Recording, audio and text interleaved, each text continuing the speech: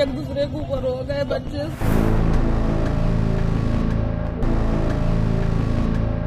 वो एक संग भीड़ आई है सुबह में, भोले बाबा की सत्संग में भीड़ में दब गए।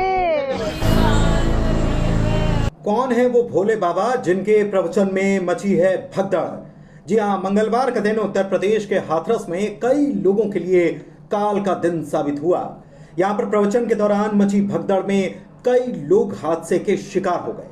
बताया यह भी जा रहा है कि 100 से ज्यादा लोगों की जहां मौत हो गई तो बड़ी संख्या में लोग जख्मी हैं। फाइनल आंकड़ा अभी आना बाकी है। दरअसल हाथरस के फुलरई गांव में इस प्रवचन का आयोजन किया गया था, जहां पर नारायण साकार हरि का प्रवचन होना था, जिन्हें उनके अनुयायी भोले बाबा के नाम से भी जानते हैं। आपको बताते हैं कि कौन है ये भोले बाबा। भोले बाबा का असली नाम जो है नारायण साकार हरि है। वो एटा जिले की पटियाली तहसील के गांव बहादुर नगरी के रहने वाले हैं। 26 साल पहले सरकारी नौकरी छोड़कर प्रवचन उन्होंने शुरू किया था। उन्होंने अपने प्रवचन में ही बताया कि वो गुप्तचर ब्यूरो में नौकरी करते थे। साकार विश्व हरि भोले बाबा के अनुयायी पश्चिम उत्तर प्रदेश, हरियाणा, राजस्थान, दिल्ली और उत्तराखंड में ज्यादा है। आपको आगे बताएंगे कि नारायण साकार हरि ने अचानक सत्संग कैसे शुरू कर दिया था, लेकिन उसके पहले हाथरस में हुए हादसे की अगर बात की जाए तो उसमें मरने वालों में सबसे ज्यादा बच्चे, बुजुर्ग और महिलाएं हैं। हादसे के कारण की अगर बात की जाए तो सत्संग वाली जगह छोटी थी और भीड़ बहुत ज्यादा थी। कहीं से जानकारी यह भी आ रही कि भीड़ करीब 20,000 की थी, तो कहीं से खबर यह भी आई कि 50,000 से ज्यादा लोग यहां इकट्ठा हुए थे और निकलने के दौरान यहां पर भीड़ अनियंत्रित हो गई और भगदड़ मच गई। अब जान लीजिए कि कौन है नारायण साकार हरि। नारायण साकार हरि मूल रूप से उत्तर प्रदेश के एटा जिले के बहादुर नगरी गांव के रहने वाले हैं। उनकी शुरुआती पढ़ाई लिखाई यहीं पर हुई। उच्च शिक्षा के बाद गुप्तचर विभाग की नौकरी उन्होंने की, ये उन्हीं का दावा है। काफी समय तक नौकरी वो करते रहे और फिर अचानक से आध्यात्म की तरफ मुड़ गए।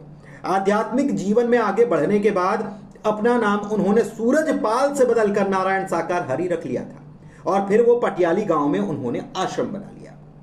नारायण साकार हरि और बाबाओं की तरह गेरुआ वस्त्र या कोई अलग पोशाक नहीं पहनते। अक्सर तो वो सफेद सूट, टाई और जूते में ही नजर आते हैं। कई बार कुर्ता पजामा भी पहने हुए नजर आते हैं। साकार हरि अपने समागम में ये खुद बताते हैं कि नौकरी के दिनों में उनका मन बार बार आध्यात्म की तरफ भागता था। नौकरी के बीच उन्होंने निस्वार्थ भाव से भक्तों की सेवा का काम शुरू कर दिया और फिर ही इसी रास्ते पर वो चल पड़े। वो ये भी कहते हैं कि 1990 के दशक में उन्होंने अपनी सरकारी नौकरी से इस्तीफा दिया और आध्यात्म में रम गए, प्रवचन देने लगे। बताते हैं कि समागम में जो भी दान दक्षिणा चढ़ावा आता है वो उसे अपने पास नहीं रखते, बल्कि भक्तों में ही खर्च कर देते। नारायण साकार हरि खुद को हरि का शिष्य भी बताते हैं।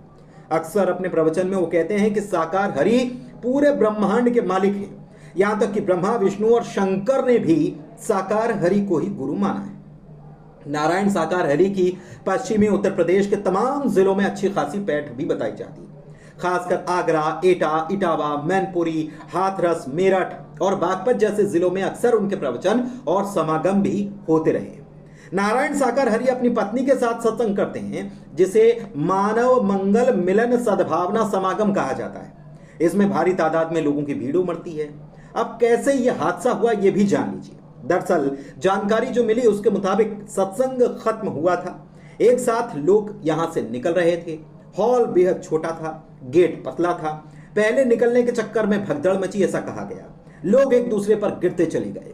ज्यादातर महिलाएं और बच्चे और बुजुर्ग थे। इस वजह से 150 से ज्यादा लोग घायल हो गए।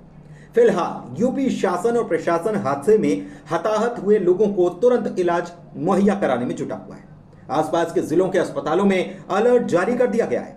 जानकारी के मुताबिक अब सरकार इस सत्संग के आयोजनकर्ताओं पर कार्रवाई भी कर सकती है। साथ ही उन पर भी कार्रवाई हो सकती है जिन्होंने इस सत्संग के आयोजन की परमिशन दी थी। अब देखना होगा कि मामले में आगे क्या होता है।